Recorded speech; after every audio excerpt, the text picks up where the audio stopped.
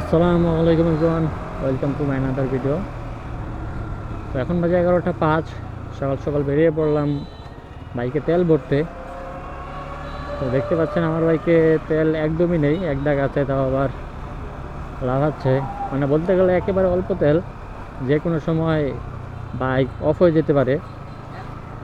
তো তেল ভরতে যাচ্ছি, বাট জানি না পাম্পে তেল দেয় কি না। আমাদের এয়ারপোর্টে একসাথে 2টা পাম্প আছে। তো এখন পাম্পে তেল দিতেছে কি না সঠিক জানি না, গিয়ে দেখতে হবে। যদি বাই চান্স তেল না দেয় তাহলে তো অবস্থা খুবই খারাপ। বাইকে তেল নেই, যে কোনো টাইমে বাইক অফ হয়ে যেতে পারে।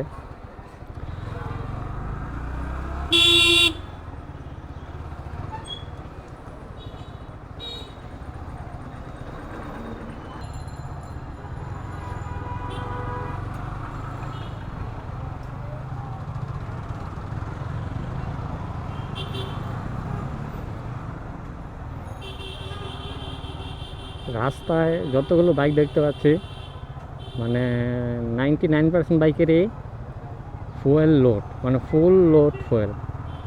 আর আমার বাইকে এক দাগ। মানে তারা তেল কোথা থেকে পাচ্ছে বুঝতেছি না, এত এত তেল তারা কোথা থেকে নিচ্ছে। অন্যান্য সময় মানে খুব অল্প সংখ্যক বাইকেরই ফুয়েল ফুল থাকে, বাট এই ক্রাইসিস মুহূর্তেও দেখি সবার বাইকে ফুয়েল লোড একেবারে ফুল।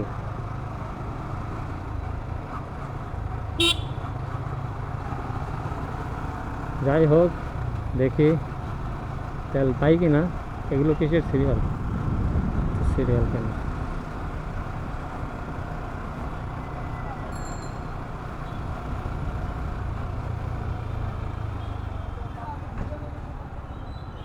এগুলো সম্ভবত সবই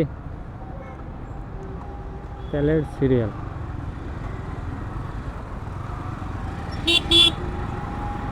এগুলো সবই তেলের সিরিয়াল, যা ভাবছিলাম তাই। এখন দেখতে পাবো বাইকের সিরিয়াল কতটুকু।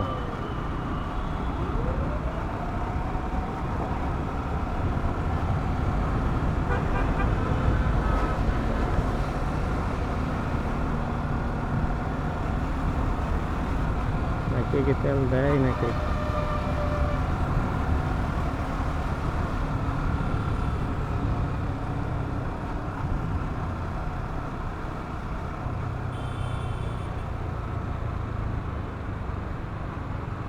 বাইকে তো মনে হয় না দেয়।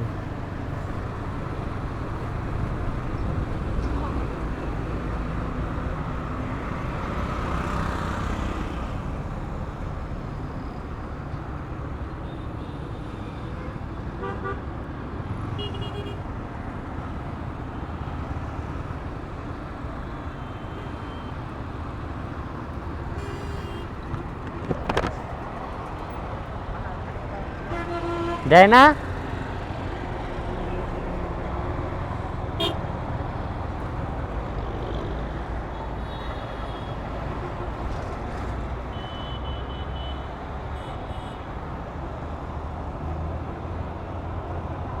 বাইকে তো তেল নাই, এখানে অল্প কিছু সংখ্যক বাইক দেখা যাচ্ছে।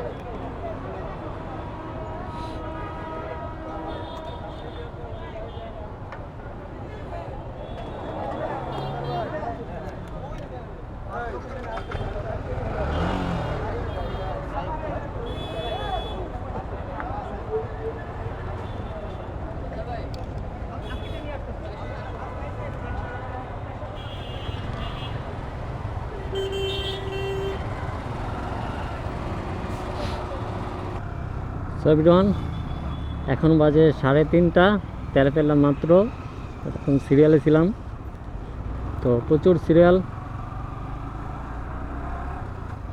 এই 500 টাকার তেল এটাতে চলে যাবে অনেক দিন বলতে 3-4 দিন তো চলে যাবেই। 500 টাকার বেশি দেয় না, কারণ যেই সিরিয়াল আছে, যদি প্রতিটা বাইকে ফুল করে তাহলে অনেক লোকই তেল পাবে না, তো সেই কথা বিবেচনা করে 500 টাকা করে তেল দিতেছে সবাইকেই। হঠাৎ করে বাংলাদেশে এরকম তেলের ঘাটতি দেখা দিচ্ছে কেন?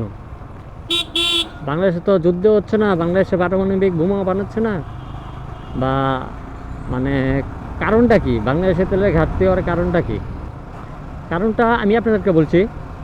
আপনারা দেখেন, এই তেল সংকটের এই কাহিনীটার আগে আপনারা বাইকে কয় টাকা করে তেল ভরতেন, বা কয়জন বাইকার বাইকে ফুল লোড করতো ফুয়েল বলেন? শতকরা প্রায় 100 ভাগের থেকে 90 ভাগ লোকই বাইকে তেল ফুল রাখতো না। 500 টাকার, 600 টাকার, 1000 টাকা, মানে যার যেরকম সাধ্য আছে মানে ওই রকমভাবে তেল ভরতো। বাট এই যে তেলের সংকটের কাহিনীটার পর থেকে বেশিরভাগ বলতে 90% লোকই বাইকে ফুল ট্যাঙ্কি করছে। তো আগে যারা 500 টাকার তেল ভরতো ওনারা এখন ফুল ট্যাঙ্কি করছে, তো দেখা যাচ্ছে ডাবল তেল নিচ্ছে ওনারা, প্রতিটা লোক ডাবল করে তেল নিচ্ছে। তো এই কারণেই তেলের সংকটটা আমরা নিজেরাই তৈরি করেছি। এখানে অন্য কোনো কারণে তেলের সংকট হয়নি, আমরা নিজেরাই তেলের সংকটটা তৈরি করেছি। এবং এখন যদি ভবিষ্যতে তেলের দাম বাড়ে, এটার জন্য দায়ী আমরা নিজেরাই। তো দেখা যাক ভবিষ্যতে কী হয়। আজকে অলরেডি তেলের নতুন দাম নির্ধারণ করার কথা, আজকে 31 তারিখ, তো দেখি দাম বাড়ে কি না।